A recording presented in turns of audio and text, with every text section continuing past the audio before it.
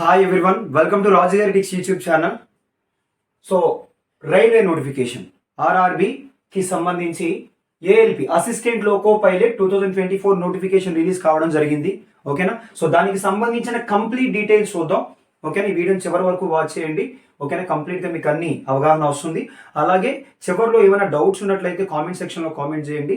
So ఒకవేళ నాకు తెలిసినట్లయితే ఖచ్చితంగా చెప్తాను. ఓకేనా? సో అయితే ఫస్ట్ ఒకసారి చూడండి, ఈ నోటిఫికేషన్ ఎప్పుడు రిలీజ్ అయింది అంటే, సో 2024 రిలీజ్ అయ్యింది, నిన్న రిలీజ్ అయింది.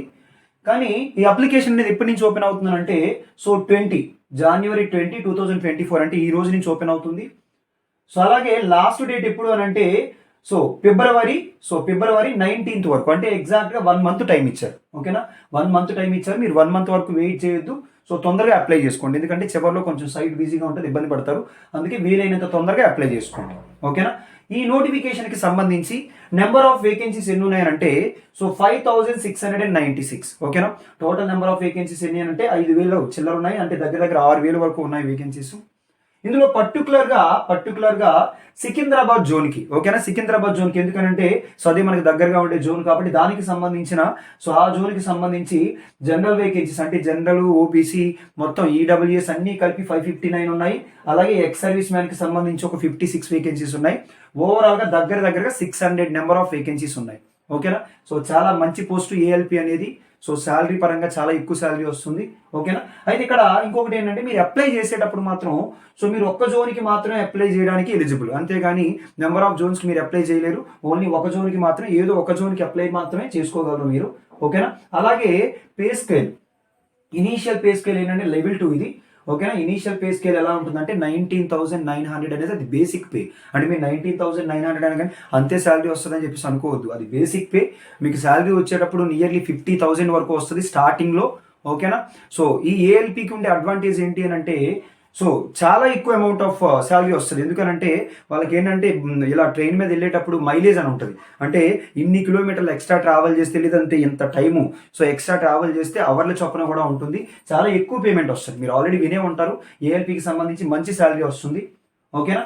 సో తర్వాత ఈ పోస్ట్కి అప్లై చేయాలంటే ఫస్ట్ ఎలిజిబిలిటీ ఏంటి? ఓకేనా? ఈ పోస్ట్కి అప్లై చేయాలంటే ఎలిజిబిలిటీ ఏంటి అని అంటే, సో ఫస్ట్ ఏజ్ లిమిట్ చూద్దాం, ఆ తర్వాత ఎడ్యుకేషన్ క్వాలిఫికేషన్ చూద్దాం. ఫస్ట్ ఏజ్ లిమిట్ ఎంత అని అంటే, మినిమం 18 years ఉండాలి ఈ పోస్ట్కి అప్లై చేయాలంటే, మాక్సిమం 30 years. ఓకేనా? Minimum 18 years, maximum 30 years. So ఆ డేట్ కూడా ఇప్పుడు వరకు అని అంటే, సో జూలై 1 వరకు 2024 వరకు కన్సిడర్ చేస్తే, ఈ డేట్ వరకు కన్సిడర్ చేస్తే మీకు ఏంటంటే మాక్సిమం ఏజ్ లిమిట్ 30 years ఉండాలి. అలాగే ఏజ్ రిలాక్సేషన్స్ కూడా ఉన్నాయి. ఓబీసీ క్యాండిడేట్స్ అయితే +3 years ఏజ్ రిలాక్సేషన్ లభిస్తుంది, అంటే 30 + 3 33 years వరకు అప్లై చేసుకోవచ్చు. అలాగే ఎస్సీ ఎస్టీ క్యాండిడేట్స్ అయితే +5 years, అంటే 30 + 5 35 years వరకు అప్లై చేసుకోవచ్చు. అలాగే ఎక్స్ సర్వీస్ మ్యాన్లకు అయితే సర్వీసు +3 years. ఓకేనా? సో సర్వీస్ ఫర్ ఎగ్జాంపుల్ ఒక 12 years చేశారనుకోండి, 12 + 3 15 years, అంటే 30 + 15 45 years వరకు అప్లై చేసుకోవచ్చు. ఇవి మేజర్ గా ఏజ్ లిమిట్స్. ఓకేనా? సో మిగతా ఏజ్ లిమిట్స్ కూడా మీరు తెలుసుకోవాలంటే, సో ఒక్కసారి నోటిఫికేషన్ చూడండి, ఇంకా వీడియోస్ కి సంబంధించి మిగతా ఉన్నాయి, బట్ మేజర్ గా ఈ వీళ్ళే ఉంటారు కాబట్టి అవే నేను రాశాను. ఓకేనా? ఆ తర్వాత నెక్స్ట్ ఈ పోస్ట్ కి అప్లై చేయాలంటే ఎడ్యుకేషన్ క్వాలిఫికేషన్స్ ఏంటి అని అంటే 10th + ITI. ఓకేనా? 10th చేయాలి, ఖచ్చితంగా 10th చేస్తారు. ఐటీఐ చేయాలంటే ముందు 10th చేయాలి కాబట్టి ఐటీఐ క్వాలిఫికేషన్ ఏంటంటే ఐటీఐలో మాక్సిమం ఏ ట్రేడ్ అయినా కానీ మీరు అప్లై చేసుకోవచ్చు. మాక్సిమం ట్రేడ్స్ అన్ని ఉన్నాయి, ఒకసారి నోటిఫికేషన్ లో చూడండి ఏ ట్రేడ్స్ ఉన్నాయో.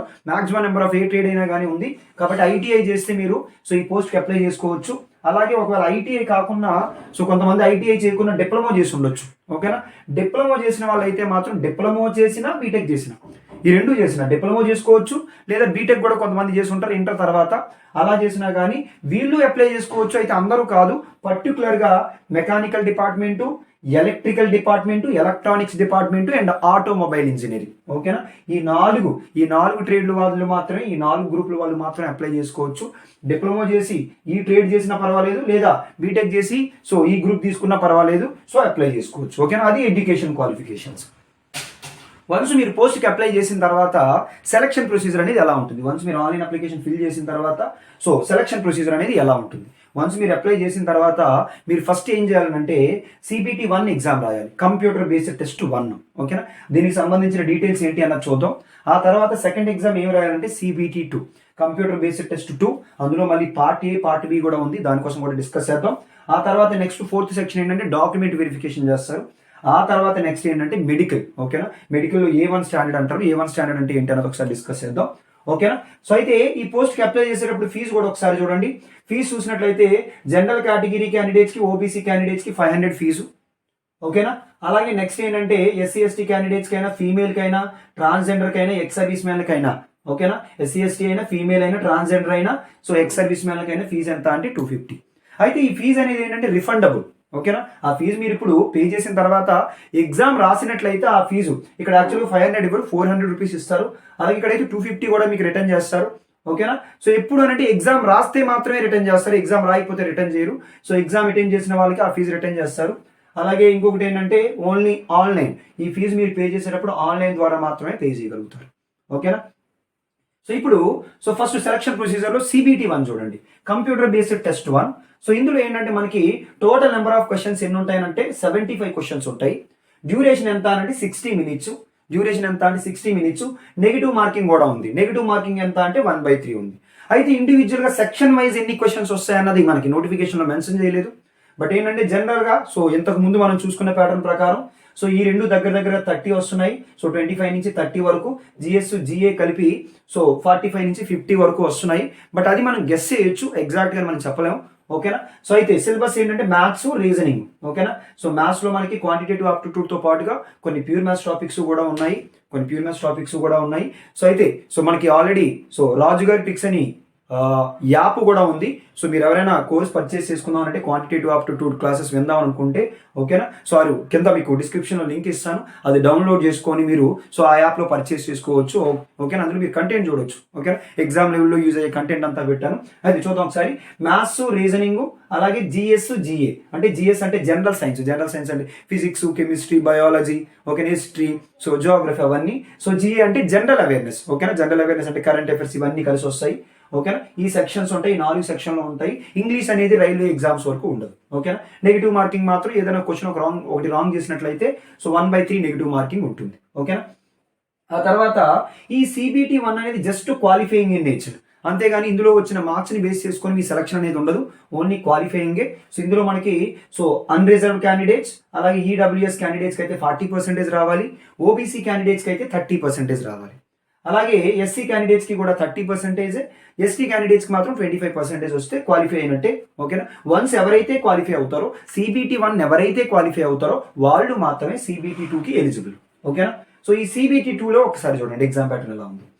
టోటల్ నెంబర్ ఆఫ్ క్వశ్చన్స్ ఎన్ని అంటే 175. ఓకేనా, CBT 2 అనేది పార్ట్ ఏ పార్ట్ బి కూడా ఉంటుంది.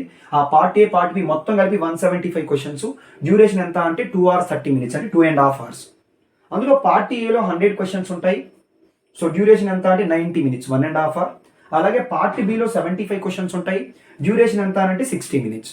ఓకేనా, ఇక్కడ కూడా నెగిటివ్ మార్కింగ్ ఉంది. CBT 2లో కూడా నెగిటివ్ మార్కింగ్ ఉంది. ఎంత అంటే ఏదైనా ఒక క్వశ్చన్ రాంగ్ చేసినట్లయితే మీకు వచ్చిన స్కోర్లో నుంచి 1/3 మార్క్ నెగిటివ్ చేస్తారు. ఓకేనా, ఆ తర్వాత నెక్స్ట్ పార్ట్ ఏకి సంబంధించి సిలబస్ ఏంటి అని అంటే ఈ పార్ట్ ఏ 100 క్వశ్చన్స్కి సంబంధించి maths, reasoning plus basic engineering. Basic engineering అని అంటే మీకు స్టార్టింగ్లో basic engineering, chemistry, physics, engineering, drawing basics ఉంటాయి. ఓకేనా, స్టార్టింగ్లో దాని మీద బేస్ చేసుకొని పార్ట్ ఏలో క్వశ్చన్స్ వస్తాయి. ఆ తర్వాత పార్ట్ బిలో ఏంటి అని అంటే part below based on they trade అంటే మెకానికల్ ఇంజనీరింగ్, ఎలక్ట్రికల్ ఇంజనీరింగ్ కొంత సిలబస్ మీకు మెన్షన్ చేస్తారు. ఒకసారి నోటిఫికేషన్ చూడండి. ఆ నోటిఫికేషన్కి సంబంధించి ఆ నోటిఫికేషన్లో సంబంధించిన సిలబస్ ప్రకారం మీకు పార్ట్ బిలో క్వశ్చన్స్ వస్తాయి. ఇక్కడ పార్ట్ బి అనేది కూడా ఓన్లీ క్వాలిఫైయింగ్ ఇన్ నేచరే. ఇక్కడ మాత్రం ప్రతి ఒక్క స్టూడెంట్కి కూడా అది ఏ కేటగిరీ ఇర్రెస్పెక్టివ్ ఆఫ్ కేటగిరీ ప్రతి ఒక్కరికి కూడా 35% రావాలి. ఓకేనా, వన్స్ ఏంటంటే ఈ CBT 2 అయిపోయిన తర్వాత CBT 2లో పార్ట్ బి అనేది క్వాలిఫైయింగ్ ఇన్ నేచర్. పార్ట్ ఏలో వచ్చిన మార్క్స్ మాత్రం మీకు కన్సిడర్ చేస్తారు. ఓకేనా, మీకు పోస్ట్ ఇచ్చేటప్పుడు కన్సిడర్ చేసే పార్ట్ ఏలో వచ్చిన మార్క్స్. అలాగే ఈ CBT 2 కంప్లీట్ అయిపోయిన తర్వాత CBAT కూడా ఉంటుంది. అంటే కంప్యూటర్ బేస్డ్ ఆప్టిట్యూడ్ టెస్ట్ అంటాం, దాన్ని మనం సైకోమెట్రిక్ టెస్ట్ అని కూడా అంటాం. దీంట్లో మీరు ఎలా కన్సిడర్ చేస్తారంటే టీ స్కోర్ అంటాం. Tea score of 42 marks in each test battery అంటే ప్రతి సెక్షన్ ని ఇక్కడ బ్యాటరీ అని పిలుస్తాం. ఓకేనా, ఈచ్ టెస్ట్ బ్యాటరీ 42 స్కోర్ రావాలి. ఓవరాల్ గా మీ సెలక్షన్ అనేది ఏ విధంగా బేస్ చేసుకొని చేస్తారంటే ఈ పార్ట్ ఏలో వచ్చిన స్కోర్ ని 70% కన్సిడర్ చేస్తారు. అలాగే ఈ సిబిటిలో వచ్చిన స్కోర్ని 30% కన్సిడర్ చేస్తారు. ఓవరాల్గా మీకు 100 మార్క్స్కి సో మీ సెలక్షన్ అనేది బేస్ అయి ఉంటుంది. ఓకేనా, ఇందులో వచ్చిన మార్క్స్ మీద బేస్ చేసుకొని మీకు సెలక్షన్ అనేది ఉంటుంది. వన్స్ మీరు సెలెక్ట్ అయిన తర్వాత నెక్స్ట్ డాక్యుమెంట్ వెరిఫికేషన్ ఉంటుంది. అంటే డాక్యుమెంట్ వెరిఫికేషన్ అంటే సో మీ దగ్గర సర్టిఫికేట్స్, అలాగే మీరు ఓబీసీ క్యాండిడేట్స్ అయితే ఆ రిజర్వేషన్ సర్టిఫికేట్స్ అవన్నీ ఓకేనా. సో అక్కడ డాక్యుమెంట్ వెరిఫికేషన్లో చేస్తారు. ఆ తర్వాత డాక్యుమెంట్ వెరిఫికేషన్ అయిపోయిన తర్వాత మెడికల్ టెస్ట్ ఉంటుంది. ఈ ఏఎల్పికి సంబంధించి A1 స్టాండర్డ్ మెడికల్ టెస్ట్ ఓకేనా. ఖచ్చితంగా ఏంటంటే డిస్టెన్స్ 6/6 విజన్ ఉండాలి వితౌట్ గ్లాసెస్. ఓకేనా, గ్లాసెస్ అవి లేకుండానే 6/6 విజన్ ఉండాలి విత్ ఫాగింగ్ టెస్ట్. ఫాగ్లో కూడా మీకు కనబడేటట్టు. సో అలాగే నియర్ విజన్ అంటే దూరంగా ఉన్నవి కూడా 6/6 ఉండాలి, దగ్గరది కూడా 6/6 ఉండాలి. ఓకేనా, సో ఈ టెస్ట్లు ఇవన్నీ మీరు ఖచ్చితంగా పాస్ అవ్వాలి. వన్స్ ఇవి మెడికల్ టెస్ట్ పాస్ అయిపోతే మీకు కంప్లీట్గా పోస్ట్ వచ్చినట్లే. ఓకేనా, చాలా మంచి పోస్టు. అయితే దీనికి సంబంధించి సో ఈ ఏఎల్పికి సంబంధించనే కాదు, జనరల్గా ఒక కాంపిటేటివ్ ఎగ్జామ్స్కి ప్రిపేర్ అయ్యేటప్పుడు ప్రిపరేషన్ స్ట్రాటజీ. సో మీ ప్రిపరేషన్ స్ట్రాటజీ ఎలా మెయింటైన్ చేయాలంటే సో ఎగ్జామ్కి ప్రిపేర్ అయ్యేటప్పుడు ఫస్ట్ బేసిక్ సిలబస్ కంప్లీట్ చేసుకోండి. ఈ బేసిక్ సిలబస్ కంప్లీట్ చేసుకునే ప్రాసెస్లో టాపిక్ వైజ్ టెస్ట్లో రాయండి. సో ఏ టాపిక్ సంబంధించి ఆ టాపిక్, క్వాంటిటేటివ్ ఆప్టిట్యూడ్ అయితే క్వాంటిటేటివ్ ఆప్టిట్యూడ్, ఏదైతే అది, మ్యాథ్స్ అయితే రీజనింగ్ అయితే రీజనింగ్, జిఎస్ అయితే జిఎస్. సో బేసిక్ సిలబస్తో పాటుగా టాపిక్ వైజ్ టెస్టులు రాస్తూ ఉంటే మీకు ఏంటంటే ఎగ్జామ్లో ఆన్లైన్ ఎగ్జామ్ కాబట్టి సో మీకు ఆ టాపిక్ టెస్టులు రాయడం వల్ల ఎగ్జామ్ ప్యాటర్న్ అలవాటు అవుతుంది.